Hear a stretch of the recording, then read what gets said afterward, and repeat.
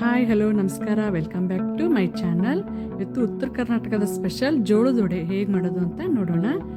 2 ಈರುಳ್ಳಿನ ಈ ಥರ ಸುಟ್ಟು ಇಟ್ಕೋತಾ ಇದ್ದೀನಿ. ಈ ಥರ ಆದರೆ ಸಾಕು.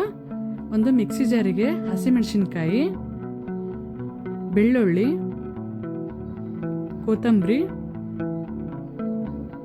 ಕರಿಬೇವು, ಸುಟ್ಟಿಟ್ಕೊಂಡಿರುವಂಥ ಈರುಳ್ಳಿನ ಕಟ್ ಮಾಡಿ ಹಾಕೋತಾ ಇದ್ದೀನಿ. ರುಚಿಗೆ ತಕ್ಕಷ್ಟು ಉಪ್ಪು, ನೀರದೇನು ಹಾಕದೇನೆ ಇದನ್ನ ಪೇಸ್ಟ್ ಮಾಡಿ ಇಟ್ಕೋಬೇಕು. ಈಗ ಇನ್ನೊಂದು ಪಾತ್ರೆಗೆ ಜೋಳದ ಹಿಟ್ಟು, ನಿಮ್ಗೆ ಎಷ್ಟು ಬೇಕೋ ಅಷ್ಟು ಜೋಳದ ಹಿಟ್ಟು ಹಾಕೊಳ್ಳಿ. 1-2 ಸ್ಪೂನು ಕಡಲೆ ಹಿಟ್ಟು, 1-2 ಸ್ಪೂನು ಅಕ್ಕಿ ಹಿಟ್ಟು, ಮಿಕ್ಸಿ ಮಾಡ್ಕೊಂಡಂಥ ಪೇಸ್ಟ್ನ ಇದಕ್ಕೆ ಹಾಕೋತಾ ಇದ್ದೀನಿ.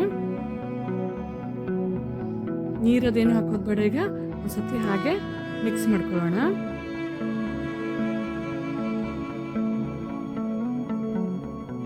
ಇದು ಲಂಚ್ ಬಾಕ್ಸಿಗೂ ಚೆನ್ನಾಗಾಗುತ್ತೆ, ಮಕ್ಕಳಿಗೆ ತಿನ್ನಲಿಕ್ಕೂ ಚೆನ್ನಾಗಾಗುತ್ತೆ.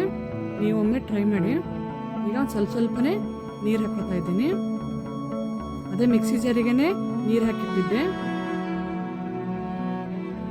ಈ ನಾರ್ಮಲ್ ಚಪಾತಿ ಹಿಟ್ಟು, ರೊಟ್ಟಿ ಹಿಟ್ಟು ಹೇಗೆ ಕಲಿಸ್ತೀವಿ ಹಾಗೆ ಕಲಸಿಟ್ಕೊಳ್ಳಿ. ಇದೊಂದು ಅರ್ಧ ಗಂಟೆ ಹಾಗೆ ಇರಲಿ.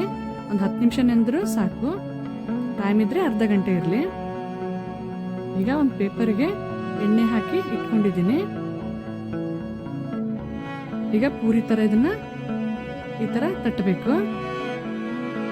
ಒಂದು ಕಡೆ ಎಣ್ಣೆನ ಕಾಯ್ಲಿಕ್ಕೆ ಇಟ್ಟಿರಬೇಕು. ಈ ರೆಸಿಪಿ ಇಷ್ಟ ಆದರೆ ಲೈಕ್ ಮಾಡಿ, ಶೇರ್ ಮಾಡಿ, ಈ ಚಾನಲ್ನ ಸಬ್ಸ್ಕ್ರೈಬ್ ಮಾಡ್ಕೊಳ್ಳಿ.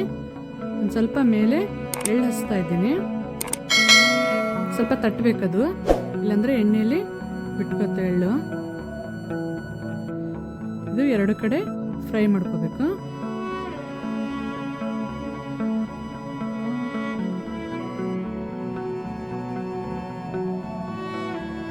ಈಗ 2 ಕಡೆನೂ ಫ್ರೈ ಆಗಿದೆ. ಇದಕ್ಕೆ ಬೇಕಿದ್ರೆ ಕೊಬ್ಬರಿ ಚಟ್ನಿನ ಮಾಡ್ಕೋಬೇಕು, ಇಲ್ಲ ಮೊಸರು ಜೊತೆಗೂ ಚೆನ್ನಾಗಾಗುತ್ತೆ. ನೀವು ಒಮ್ಮೆ ಟ್ರೈ ಮಾಡಿ. ಜೋಳದ ವಡೆ ಹೇಗೆ ಅನಿಸ್ತು ಅಂತ ಕಮೆಂಟ್ ಮಾಡಿ. Thank you.